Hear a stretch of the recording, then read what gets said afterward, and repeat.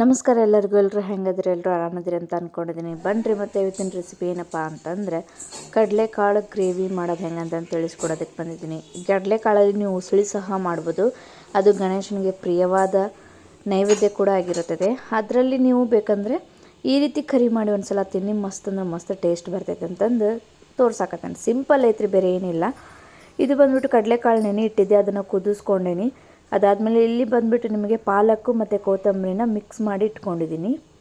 ಅದಾದಮೇಲೆ ಹೆಚ್ಕೊಂಡಿರುವಂಥ ಉಳ್ಳಾಗಡ್ಡಿ ಮತ್ತು ಟೊಮ್ಯಾಟೊ ಇವೆಲ್ಲವನ್ನು ತೊಗೊಂಡ್ಬಿಟ್ಟು ಹೆಂಗೆ ಮಾಡೋದಂತ ತೋರಿಸ್ಕೊಡ್ತೇನೆ ರೀ. ಮೊದಲು ಒಂದು ಕಡಾಯಿ ಇಟ್ಟು ಅದಕ್ಕೆ 2-3 ಟೇಬಲ್ ಸ್ಪೂನಷ್ಟು ಎಣ್ಣೆ ಹಾಕಿರಿ.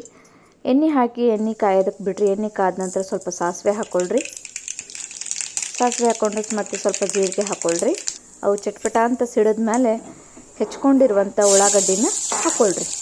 ಉಳ್ಳಾಗಡ್ಡಿ ಸ್ವಲ್ಪ ಜಾಸ್ತಿ ಇದ್ರೂ ಟೇಸ್ಟ್ ಭಾರಿ ಬರ್ತೈತಿ, ಹಾಗಾಗಿ ಸ್ವಲ್ಪ ಜಾಸ್ತಿನೇ ಹಾಕ್ಕೊಳ್ರಿ.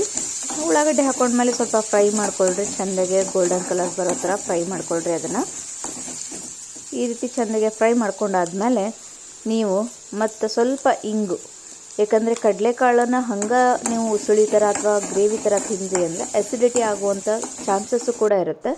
ಹಾಗಾಗಿ ಅದು ಆಗಬಾರ್ದು ಅಂತ ನಾನಿಲ್ಲಿ ನಿಮಗೆ ಹಿಂಗೆ ಹಾಕೋದನ್ನು ತೋರಿಸ್ತೇನೆ ರೀ. ನೀವು ಒಂದ್ಸಲ ಹಾಕ್ಕೊಂಡು ಟ್ರೈ ಮಾಡಿರಿ. ಅದಾದಮೇಲೆ ಸ್ವಲ್ಪ ಫ್ರೈ ಆದ ತಕ್ಷಣ ಸ್ವಲ್ಪ ಟೊಮೆಟೊ ಹಾಕ್ಕೊಂಡೇನಿ. ಟೊಮೆಟೊ ಹಾಕ್ಕೊಂಡ್ಬಿಟ್ಟು ಚೆಂದಾಗಿ ಫ್ರೈ ಮಾಡ್ಕೊಂಡೇನಿ ರೀ. ಟೊಮೆಟೊ ಹಾಕ್ಕೊಂಡು ಈ ರೀತಿ ಎಲ್ಲ ಫ್ರೈ ಮಾಡ್ಕೊಂಡಾದ್ಮೇಲೆ ನೀವು 1 ಟೇಬಲ್ ಸ್ಪೂನಷ್ಟು ಅರಿಶಿನ ಹಾಕ್ಕೊಳ್ರಿ ಮತ್ತು 1 ಟೇಬಲ್ ಸ್ಪೂನಷ್ಟು ಅಚ್ಚ ಖಾರದ ಪುಡಿ ಹಾಕ್ಕೊಳ್ರಿ. ಅದಾದಮೇಲೆ ರುಚಿಗೆ ತಕ್ಕಷ್ಟು ಉಪ್ಪು ರೀ. ಹಂಗೆ ಸ್ವಲ್ಪ ಗರಂ ಮಸಾಲ ಹಾಕ್ಕೊಳ್ರಿ. ಹಂಗೆ ಸ್ವಲ್ಪ ಧನಿಯಾ ಪೌಡ್ರ್ ಹಾಕ್ಕೊಳ್ರಿ. ಹಂಗೆ ಸ್ವಲ್ಪ ಕಿಚನ್ ಕಿಂಗ್ ಮಸಾಲ ಅಂತ ಬರುತ್ತೆ, ಅದನ್ನು ಸಹ ಹಾಕ್ಕೊಳ್ರಿ. ಎಲ್ಲ ಮಸಾಲೆನ ಹಾಕ್ಕೊಂಡ್ಬಿಟ್ಟು ಸ್ವಲ್ಪ ಫ್ರೈ ಮಾಡ್ಕೊಳ್ರಿ.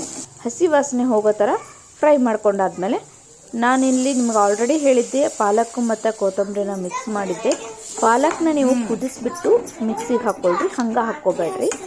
ಹಂಗೆ ಹಾಕ್ಕೊಂಡ್ರೆ ಸ್ವಲ್ಪ ಹಸಿ ವಾಸನೆ ಇರುತ್ತೆ. ಹಾಗಾಗಿ ಸ್ವಲ್ಪ ಕುದಿಸಾದ್ಮೇಲೆ ಅದನ್ನು ಮಿಕ್ಸಿ ಮಾಡ್ಕೊಳ್ರಿ. ಅದಾದಮೇಲೆ ಅದನ್ನು ರುಬ್ಕೊಂಡಿರುವಂಥ ಮಸಾಲೆ ಎಲ್ಲ ಹಾಕ್ಕೊಂಡಾದ್ಮೇಲೆ ಅದನ್ನೊಂದು 5 ನಿಮಿಷ ಚೆಂದಾಗಿ ಕುದಿಯೋ ಥರ ಬಿಟ್ಬಿಡನ್ರಿ. ಕುದ್ದಿದ ಮೇಲೆ ಈ ಥರ ಎಣ್ಣೆ ಮೇಲ್ಗಡೆ ಬರುತ್ತಲ್ರಿ, ಈ ರೀತಿ ಎಣ್ಣೆ ಮೇಲ್ಗಡೆ ಬಂದಾಗ ಹಸಿ ವಾಸನೆ ಎಲ್ಲ ಹೋಗಿದೆ ಅಂತ ಅನ್ಕೋಬೇಕ್ರಿ. ಸೊ ಇವಾಗ ಮಸಾಲೆಯಲ್ಲಿರುವಂಥ ಎಲ್ಲ ಹಸಿ ವಾಸನೆನೂ ಹೋಗೈತ್ರಿ. ಇವಾಗ ಅದನ್ನು ಚೆಂದಾಗಿ ಫ್ರೈ ಮಾಡ್ಕೊಂಡಾದ್ಮೇಲೆ ಕುದಿಸ್ಕೊಂಡಿರುವಂಥ ಕಡಲೆಕಾಳನ್ನ ಹಾಕ್ಕೊಳ್ರಿ.